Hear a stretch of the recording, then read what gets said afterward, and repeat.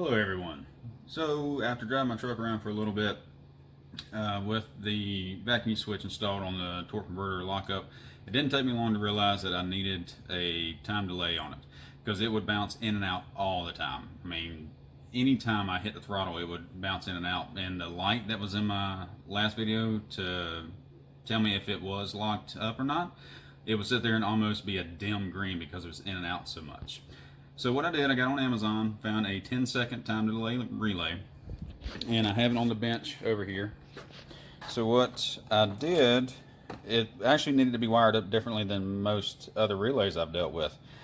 And it was all on it came off Amazon. It was in one of the pictures on how to wire it up. If I'd looked previously, it would have been easy.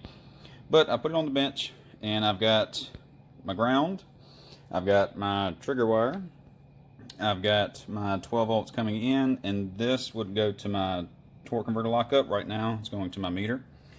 So if I put 12 volts to the trigger and give it 10 seconds, which feels like forever when you're waiting, but it should come up and show 12 volts here in a moment.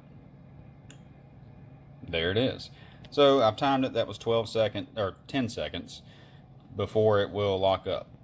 So what I'm hoping is once I get all this installed, and I'll have to adjust my pressure switch again. I messed with it trying to find a happy balance, and I could never find anything that worked because it was always just in and out, in and out, in and out. So I think this will take care of it.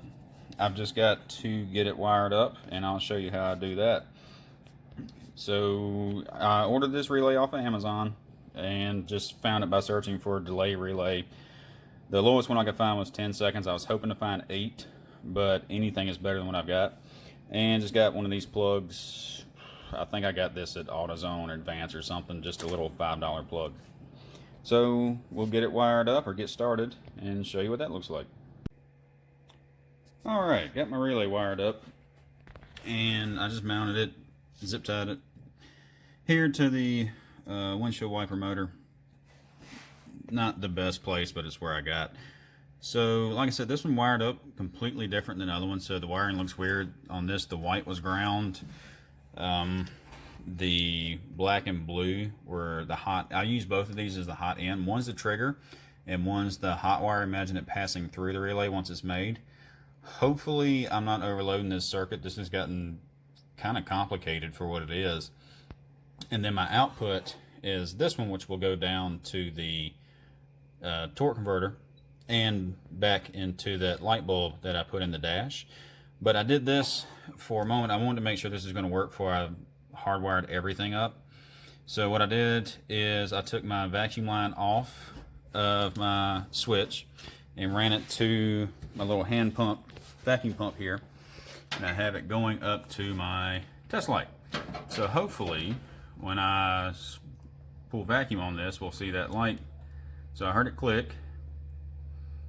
Hopefully the light will come on in the test light. We'll know it's working.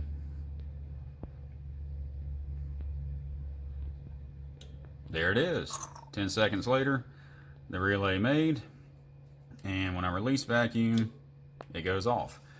So it looks like it's going to work. I'll finish wiring it up and we'll try it out.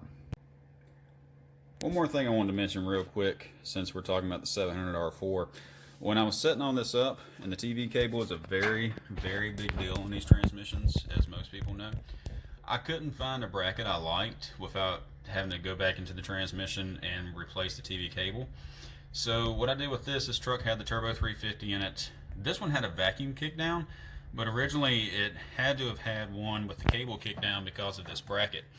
So this bracket, I found out that the 700R4 connector fit right into it, but it was in the wrong place. It was way down here and further back. So what I did was I cut the bracket off and re-welded it here, and it actually lined up perfect with my carburetor. This is a $18-20 bracket that I got off of eBay, I think, and everything lined up perfect once I got it in. So if you've ever set one of these up, it's not overly difficult, but your geometry has to be really good for it to work. This one worked out really well. Bracket didn't cost me anything but a little bit of time to cut and weld. Just wanted to put that out there before somebody spends $100 plus on a bracket that the internet told them they had to have. This worked out really well for me. Like I said, I put 500 miles on this with no problems. Shifts great, shifts at the right points. I did have to do some adjustment, but that's any of them that you would swap. But just want to put it out there. Everything I read said that if you didn't have it set up correctly, you'd know it within the first 100 miles. It could burn the transmission out. I've done 500 with no problems on it. No slipping, shifts great, everything's been good on it. Just wanted to put that out there. Oh, finished up the wiring. When I say finished, it's in here. It looks horrible. This has turned into a rat's nest of a project. And a lot more moving pieces than I thought I would originally have. So let's start in the beginning of what I've got going on here. So I'm pulling power from my fuse block. It's coming to a switch that I have mounted right here. So if I ever want the torque converter off or on, so it leaves there, it goes to a brake light switch, so that every time I hit my brakes, it brakes it. Then it leaves there, comes under the hood, and hits this vacuum switch, so that whatever vacuum pressure I want set, it will have to make that. Then it leaves there and goes to this relay, so that it has to be made, all three of those conditions have to be made for 10 seconds before it will lock up the torque converter.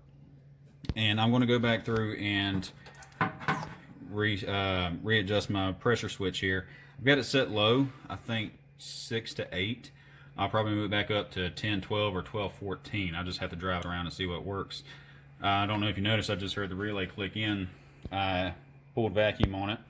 So if this is working correctly, I should have a green light on the dash to indicate that the torque converter is locked up.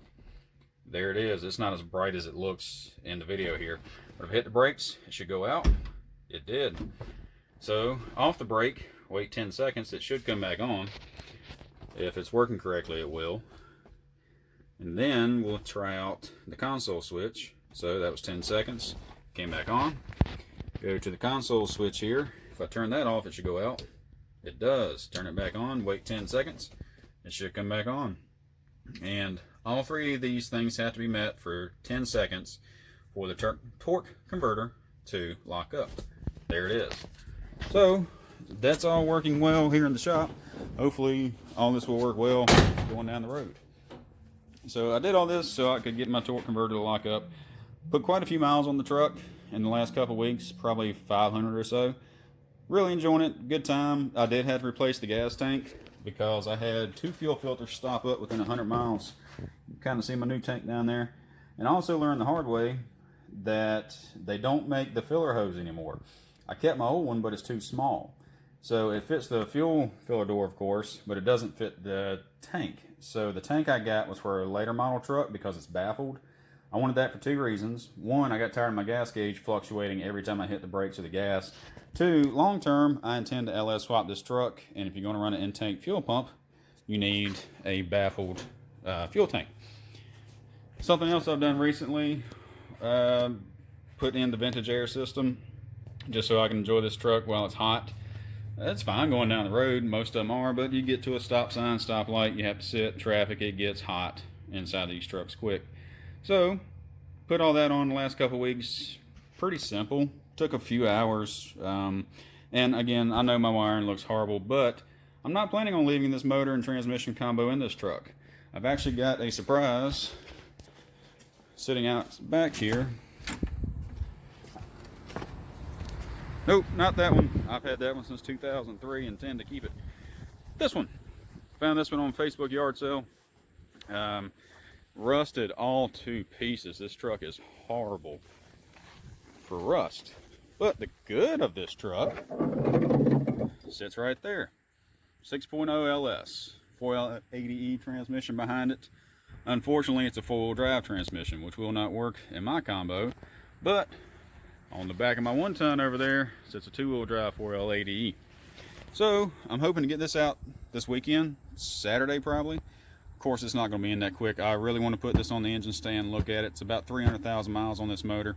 Truck's been parked 5 years because of a fuel pump. So I picked this truck up, dragged it home a couple weeks ago, maybe a couple months now. And I want to get the motor out, get it on the engine stand, get the heads off. This is an LQ4, which has the worst head design they put on any LS. I've got a set of aluminum heads out back. I'm going to put on this motor, up the compression, hopefully get it in that C10, maybe this winter. Cam swap, long term, who knows? I might turbo that truck, if I keep it. I'm bad about getting things the way I like and then selling them and moving on. Part of the fun is working on these trucks. So I'm going to drive around that brown C10, see what happens. Hopefully all will be well.